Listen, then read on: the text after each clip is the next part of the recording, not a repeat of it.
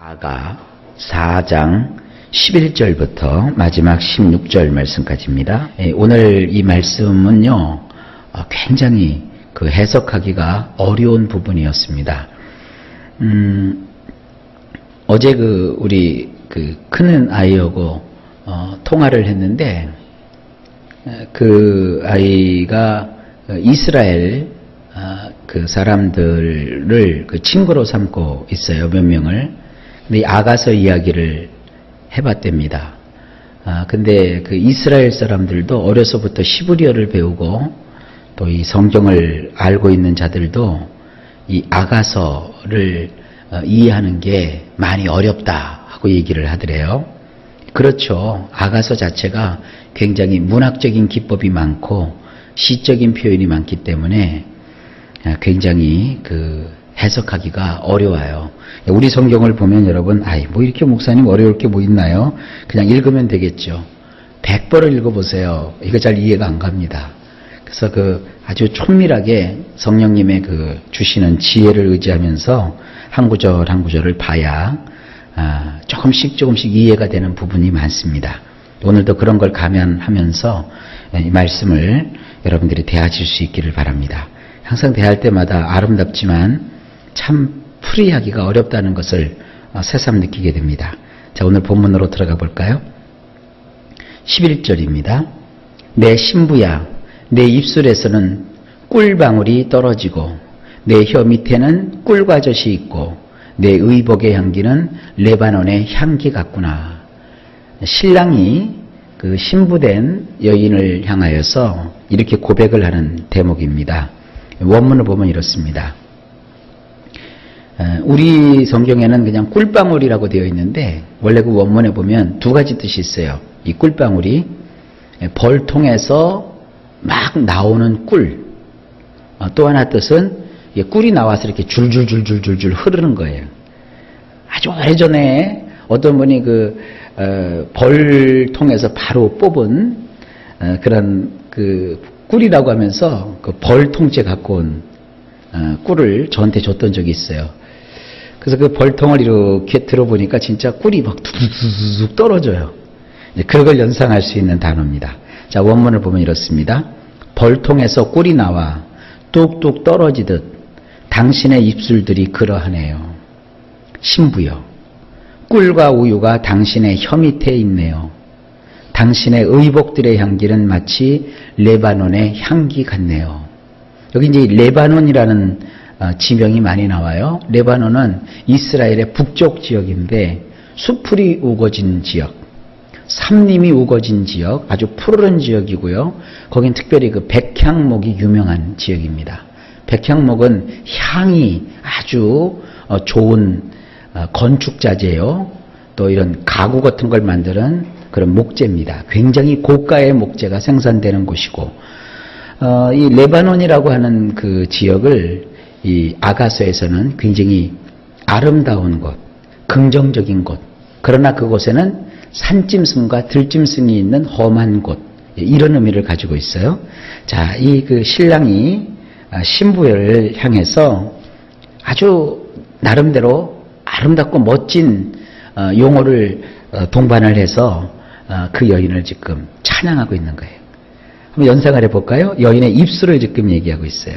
입술에서 꿀이 뚝뚝뚝뚝 떨어진대요. 지금도 여러분 여성들이 입술을 굉장히 아름답게 장식하려고 하죠. 입술을 곱게 장식할 때 촉촉한 입술을 굉장히 선호하죠. 촉촉한 입술을 만들기 위해서 여러 가지 화장품을 쓰게 되는데 결국은 꿀을 바른 듯 아주 번들거리는 아름답고 예쁜 그런 입술을 여기서 연상할 수 있어요. 그리고 여인의 혀 밑에서 이 꿀과 우유가 있대요. 이건 너무 좀 야한 표현일 수 있어요. 상상을 하면 야한 표현일 수 있기 때문에 제가 이 설교 시간에는 하지 않을게요. 하여간 여인의 혀 밑에 꿀처럼 달콤하고 우유처럼 부드러움, 그것이 당신의 혀 밑에 있네요. 그리고 여인이 옷을 입었어요. 근데 여기서 나오는 이 의복은요, 이렇게 위부터 아래까지 이렇게 쫙 늘어진 옷이에요. 우리식으로 얘기하면 일종의 그 드레스. 저는 그 옷 종류를 잘 몰라요. 그러니까 통으로 된 그 옷이에요. 그 옷을 입고 있는 그 여인. 그러니까 이제 벨벳 종류의 옷을 여인이 입으면 굉장히 그 아름다운 몸매가 드러나게 되는 그런 그 옷을 상상해 볼 수 있습니다. 이런 그 아름다운 당신의 의복에는 향기가 나오는데 마치 레바논에 갔을 때 그 백향목 숲속에서 나오는 그 은은하고 아주 그 고와한 그런 아주 좋은 향기가 나듯이 당신의 그 옷에서는 그런 향내가 나에게 이렇게 나는 듯합니다 하면서 이렇게 고백하는 거예요. 예수님께서 우리를 볼 때 그렇게 보시죠. 자, 이걸 영적으로 해석해 볼까요? 우리 예수 믿는 사람들은요, 특별히 마음이 아름다워야 되고요, 또 그 입술이 아름다워야 돼요. 입에서 말을 내는데 입이 막 쓴 소리가 나고 독한 얘기가 나오고 또 마치 고름이 이렇게 뭉쳐있다가 터지듯이 그러한 고름 터지는 소리가 나면 안 되지 않겠습니까? 그리고 우리 입에서 나오는 그 말의 느낌이 어때야 됩니까? 마치 달콤한 꿀처럼 부드럽고 아주 향기로운 우유처럼 우리가 그런 언어 생활을 해야 되고 그런 인격이 속에서 배어 나와야 하는 겁니다. 주님이 그런 걸 보시는 거예요. 그리고 이 성도에게 있어서 이 의복이라고 하는 것은 행실입니다. 우리의 행실에는 어제도 얘기를 했지만 예수님의 향기가 배어 나올 수 있어야 됩니다. 여러 가지로 의미를 우리가 해석할 수 있어요. 주님이 우리를 그런 식으로 아름답게 봐주시는 겁니다. 우리 역시 아름다운 그런 그 신앙인이 꼭 됩시다. 여러분 어제 뉴스 계속 보셨죠? 어느 그 교회를 이렇게 방송에서 조심해서 얘기하는데 그 지금 현직 대통령이 다니는 교회예요. 그 소망교회가. 그 부목사님들이 담임 목사님실에 들어가가지고 그것도 주일날 뭐 폭력을 행사해서 그 목사님 뭐 얼굴이 뭐 심하게 상했다 뭐 그런 소식. 여러분 그런 거 볼 때 아름답다 그런 생각이 나요? 아유 왜들 저래, 교회들이 왜들 저래 그러잖아요. 똑같아요. 예수 믿는 사람들이 막 남을 향해서 공격하고 막 그냥 성질을 부리고 교회를 온통 휘저어 놓고 막 예수님을 찾아가고 또 하나님을 찾아대면서 이렇게 하는 그런 모습이 아름답습니까? 아닙니다. 밀크같이 우유같이 꿀처럼 그리고 아름다운 입술을 가진 자처럼 그리고 몸에서 향을 이렇게 내는 아주 품이 있는 여인처럼 아름다운 여인처럼 우리 그런 신앙 꼭 사모하며 우리 닮아갑시다. 그 다음 구절을 보실까요? 12절입니다. 내 누이여 내 신부는 잠근 동산이요 덮은 눈물이요 봉한 샘이로구나. 이제부터 어려워져요. 잠겨있는 동산 같은 나의 여동생 신부는 빗장을 걸어놓은 파도요 봉인해 놓은 샘이랍니다. 요거 한 구절 보는데도 참 많은 시간이 걸렸어요. 동산은 동산인데 잠겨져 있어요. 잠겨져 있기 때문에 아무도 못 들어가요. 그런데 바로 잠겨져 있는 동산 같은 그 나의 신부, 나의 여동생과 같은 나의 신부, 그 신부는 빗장을 걸어놓은 파도래요. 이런 표현들이 참 어려운 겁니다. 그래서 저는 파도라고 이렇게 번역을 했지만 이 파도라는 대목이 뭐냐, 물결이 막 이렇게 굽이치는 걸 뜻해요. 영어로 하면 이제 웨이브라고 하죠. 막 굽이쳐요. 얼마나 역동적이고 힘 있는지 몰라요. 근데 빗장을 걸어놨어요. 이거는 레바논 그 북쪽에서 온 여인이 거칠고 그리고 남들이 볼 때는 참 볼품이 없는 것 같아도 이 신랑의 눈에서 이렇게 볼 때 그 여인은 큰 파도가 칠 정도로의 능력과 역동성을 가진 여인이에요. 근데 그 여인은 이게 갇혀 있었어요. 결혼이라는 게 그래요. 어떤 가지고 있는 능력이 이렇게 줄어드는 그런 결혼 생활이 있어요. 그럼 불행하죠. 예를 들어서 여자가 한 남자를 만났어요. 그 여자가 남자와 만났는데 그 남자 때문에 길을 못 펴요. 재능을 다 썩혀요. 그리고 인생이 완전히 주눅이 들어있어요. 아름다운 여성이고 많은 재능을 가지고 있는 여성인데 남자 잘못 만나가지고 그냥 아무것도 아닌 여인처럼 살아가는 사람들이 있잖아요. 여러분 그런 거 많이 보지 않습니까? 그런데 이 여인은 이 남자가 보는 거예요. 저 여인은 파도 치는 여인이다. 이게. 그 안에 파도와 같은 힘을 가지고 있는 여인이다. 내가 저 여인을 나의 신부로 맞이해서 저 여인이 마음껏 활개치고 그 큰 파도를 칠 수 있도록 내가 해주겠다. 이런 결의가 여기 담겨져 있는 거예요.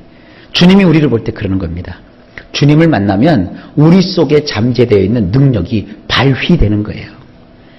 예수를 믿고 하나님을 믿으면 우리 속에 있는 그 역동하는 힘을 감추어 놓는 게 아니라 하나님의 영광을 위해서 그 힘이 막 쓰임을 받는 거예요. 그 다음에 봉인해 놓은 샘이래요. 샘이라는 게 뭐예요? 콸콸콸콸콸콸 하고 그 물이 1년 365일 솟아야 샘인데 그동안 그 샘을 봉인해 놨어요. 그 샘이 흘러넘치지 못하도록, 샘이 솟아나지 못하도록 막혀져 있었어요. 그런데 이 신랑이 이 샘의 봉인을 이제 풀어주는 거예요. 여러분, 주님과 우리와의 관계가 그렇습니다. 우리가 하고 싶은 걸 못하게 하고 우리의 능력이 이렇게 갖춰지게 되는 게 아니라 주님을 만나게 되면 잠겨져 있던 또 갖춰져 있던 빗장이 걸려 있던 우리의 인생이 하나님의 능력으로 말미암아 발휘되게 되는 거예요. 이런 그 놀라운 신앙의 축복을 우리가 받게 되는 겁니다. 여러분, 예수를 믿으면 이제 뭐 나는 능력이 없어. 나는 너무 나이가 많이 들었어. 나는 아무것도 못할 거예요. 그게 아닙니다. 성경에 말하잖아요. 할 수 있거든이 무슨 말이냐? 믿는 자에게는 능치 못할 일이 없느니라. 하나님 우리의 속에 있는 그 작지만 강한 능력을 다 드러나게 하셔서 사용할 수 있도록 인도해 주시는 거예요. 자, 13절. 내게서 나는 것은 석류나무와 각종 아름다운 과수와 고벨화와 나도풀과. 자, 보세요. 이제부터 제가 여기다가 가로를 쳐서 이렇게 설명을 해놨는데 그냥 지나갈까 하다가 아니에요. 그리고 그대로 제가 여러분들에게 소개를 시켜드리려고 합니다. 일단 어렵겠지만 한번 들어보세요. 당신으로 인해 석류들의 파라다이스에 싹이 돋네요. 극상품의 열매들도 함께 코펠들과 네르드들과 함께 자, 이 남자가 여성에게 이렇게 얘기하는 거예요. 신부에게, 신부, 당신으로 인해서 석류들의 파라다이스에 싹이 돋네요. 이 석류라고 하는 것은 여러분 뭐 우리가 석류 아시죠? 그 열매인데 그 석류들의 파라다이스. 이 파라다이스라는 건 뭐냐면 뭐 천국이라고 표현하기도 하고 뭐 좋은 곳이라고도 표현하기도 하고 또 이 도교에서는요 이 복숭아가 나는 곳 무릉도원이라고도 표현하는 거예요. 이상적인 어떤 세계예요. 그런데 이 여성으로 인해서 이 여성의 가능성을 이 신랑이 뭐라고 하냐면 나는 당신의 가능성을 본 거예요. 근데 당신은 바로 나라고 하는 이 남자의 파라다이스에 싹이 돋게 하는 존재입니다. 남자를 잘 만나야 여자가 행복하지만 역시 남자도 여자를 잘 만나야 남자의 삶 속에 이 파라다이스에 남자 세계의 그 천국에 싹이 돋는다라고 표현하는 거예요. 이 세상 말로는 이걸 뭐라고 표현합니까? 궁합이 맞는다 얘기하는데 궁합 같은 거는 없고요. 이 여인의 가능성을 보고 이 여인이 이제 이 남자를 이렇게 훌륭하게 만들어요. 남자의 삶에 석류들의 파라다이스가 싹이 돋아요. 그리고 극상품의 열매들도 함께 싹이 돋아서 남자의 인생이 막 번창해 나가는 거예요. 그러다 보니까 열매들이 막 맺혀요. 이 남자의 인생 가운데 극상품의 열매들이 맺혀요. 최고급의 열매들이 맺혀요. 그 다음에 그 열매뿐만 아니라 코펠. 이 코펠이라고 하는 것은요, 젓갈색 해내라고 하는 염료예요. 해내라고 하는 그 염료의 재료인데, 이게 이제 요즘식으로 얘기하면 뭐랄까요. 요즘 옷들 여러분들 하얗고 까맣게 입지 않잖아요. 울긋불긋하게 만들어서 아주 화려하게 만들어 입잖아요. 그런 것에 그 염색의 재료가 되는 그 식물이 바로 코펠이라는 식물이에요. 이걸 이 영어에서는 해내라고 해요. 사전에 찾아보면 이 해내라는 염료가 나와요. 그 다음에 네르드. 이 네르드를 다른 말로 감송향이라고도 하고, 또 우리 성경에는 나도향이라고도 했어요. 이건 향을 만드는 재료인데 이게 딱 남성이에요. 그러니까 그 남자의 인생에 석류의 파라다이스에 싹이 돋게 하고, 그 남성이 온 세상을 화려하게 물들 수 있는 그 능력을 발휘하는 코펠들이 나게 하고, 그 다음에 온 세상에 향을 뿜을 수 있는, 성공하는 거죠. 이 네르드를 이렇게 그가 동반할 수 있도록 그 남성을 크게 잘되게 대성시킨다는 거예요. 이 여인이. 얼마나 대단한 노래입니까? 여러분, 그게요, 예수님은 우리를 향해서 우리를 선택하시고 우리의 가능성을 발견하셔서 그걸 쓰임받게 해주시고, 우리가 그것을 힘입어서 최선을 다할 때 우리 예수님의 나라가 확장되고 땅끝까지 이르러 온 세상 도처도처에 그리스도의 영광이 나타나게 되는 거예요. 이런 걸 여기서 우리가 상상해 볼 수 있습니다. 자, 14절입니다. 나도와 번홍화와 창포와 개수와 각종 유향목과 모략과 침향과 모든 귀한 향품이요. 원문이 이렇습니다.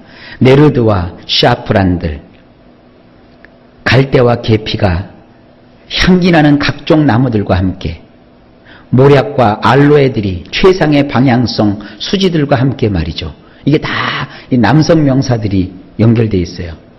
그러니까 여기 지금 하나하나 새벽이니까 다 표현을 못해도 하여간 그 남자도 가지고 있는 그 모든 능력이 남자의 그 천국, 파라다이스라고 하는 동산에 이런 각종 것들이 다 나올 수 있도록, 이런 것이 다 활성화될 수 있도록, 생산될 수 있도록 여인의 역할이 굉장히 귀중한 거예요. 여러분, 우리에게 주님이 필요한 것, 그것만이 아니라 주님에게도 우리가 필요한 거예요. 이렇게 우리는 하나님 앞에 소중한 존재들이에요. 자, 그 다음에 15절로 넘어가 봅시다. 15절에 보면 이런 게 어려운데, 너는 동산의 샘이요 생수의 운물이요 레바논에서부터 흐르는 시내로구나. 이건 누가 한 말일까요? 원문을 보면 이렇게 되어 있습니다. 샘이 동산들을 적시고 운물에서 생수가 퐁퐁 솟아나네요. 그래서 레바논에서 콸콸콸 흘러나오죠. 자, 이 샘이라고 하는 것은 남성이에요. 이 남성이 그 동산들을 적셔요. 그리고 운물은 여성이에요. 운물에서 생수가 퐁퐁 솟아나요. 이거는 남성과 여성, 여성과 남성의 이런 아름다운 관계를 여기서 묘사하고 있어요. 남성이라는 샘이 온 동산을 적시고, 또 여성이라는 운물에서는 생수가 퐁퐁 솟아나요. 그래가지고 그 동산에서 콸콸콸콸콸콸 하고 물이 막 흘러나와요. 자, 이 한 남자와 한 여자의 만남과 이들의 결혼은 동산을 풍요롭게 하고 온 세상을 다 생명이 넘치게 하는 이런 일을 하는 거예요. 이 레바논이라고 하는 그 거친 곳에서 이 한 남자와 한 여자의 사랑으로 인하여 온 세상에 만물이 생동하게 하는 이런 생수가 넘치는 이런 장면을 여기서 노래하고 있어요. 주님과 우리와의 관계가 그거예요. 예수님의 복음이 들어가면 여러분 가정 생수가 넘쳐요. 여러분의 인생 풍요가 넘치는 거예요. 우리의 인생이 잘 되는 거예요. 아시겠죠? 예수님 그리고 우리와의 사랑의 관계가 이런 놀라운 풍성함과 생명을 넘치도록 있게 해주는 거예요. 자, 마지막으로 16절. 북풍아 일어나라, 남풍아 오라. 나의 동산에 불어서 향기를 날리라. 나의 사랑하는 자가 그 동산에 들어가서 그 아름다운 열매 먹기를 원하노라. 원문이 이렇습니다. 북쪽이여 일어나라. 남쪽 바람이여 들어오라. 나의 동산에 불어라. 그곳의 향기들이 휘날리도록 나의 사랑하는 낭군이 그의 동산에 들어오신단다. 그가 극상품의 열매들을 드릴 수 있도록. 이건 하나의 염원을 담아놓은 것인데, 이 북쪽이라고 하는 것이 이제 여성 명사로 되어 있어요. 여성 명사. 북쪽이여 일어나라. 남쪽 바람이여 들어오라. 이건 이제 어떻게 해석해야 될지 모르겠어요. 하여간 북쪽이나 일어난다, 남쪽 바람 들어오라. 이게 다 여성으로 표현이 되어 있어요. 나의 동산에 불어라. 그곳의 향기들이 휘날리도록 나의 사랑하는 낭군이 그의 동산에 들어오신단다. 그가 극상품의 열매들을 드실 수 있도록. 이걸 이렇게 정리해 봅시다. 자, 바람이 이제 불어요. 바람이 북쪽에서 불어오고 남쪽에서도 불어와요. 그래서 그 동산에 그 바람이 부니까 동산에 머물고 있는 그 각종 향기들이 막 발휘가 돼요. 한 여성을 맞이해서 이 남성이 자기의 그 파라다이스에서 이렇게 향기가 막 넘치는 거예요. 우리는 이런 걸 뭐라고 그래? 깨소금이 넘친다 그러나요? 그런 분위기예요. 여인이 얘기합니다. 나의 사랑하는 낭군이, 나의 낭군이 자기가 소유한 그 동산에 오늘 들어오신단다. 들어오시면 그가 극상품의 열매를 드실 수 있도록 해드리자. 향기가 날리는 곳에서 열매가 풍성히 맺혀진 그 동산에서 그 열매를 직접 따서 내 사랑하는 낭군에게 내가 대접을 하겠다. 뭐 이런 거예요. 자, 오늘 그 분위기 전체가 굉장히 아름답죠. 그러니까 이런 그 분위기를 우리가 느끼면서 뭐 더 깊이 들어가기엔 너무 어렵고요. 주님과 우리와의 이런 아름다운 사랑. 한 남자와 한 여자가 만나고 그 여자 속에 있는 그 모든 내면의 세계의 능력이 막 겉으로 발휘가 되고, 그리고 그 남자가 그 여인으로 인해서 인생이 번창하게 되고, 그들이 함께 하고 있는 이 동산에 향기가 막 만발을 하고, 그리고 북쪽 바람과 남쪽 바람이 일어나고 들어와서 그 향기를 막 진동시키고, 그곳에서 나온 풍성한 과실을 이 사랑하는 남자에게 여자가 대접을 하고, 이런 그 아름다운 관계가 여기서 쭉 나와요. 그러니까 이걸 장면을 보면서 뭐 여러 가지로 우리가 해석을 할 수 있는데 뭐 이 정도로만 합시다. 좀 느껴지시면 좋겠어요. 여러분, 주님과 우리는 무슨 관계예요? 사랑의 관계예요. 주님은 우리를 잘 되게 해주시고, 우리로 인해서 주님이 또 이렇게 잘 되는 이런 놀라운 관계가 주님과 우리와의 신앙의 관계입니다. 신앙은 참 아름다운 겁니다. 우리 아름답고 멋진 신앙생활 합시다. 기도합니다. 하나님 아버지 감사합니다. 비교적 어렵지만 참 아름다운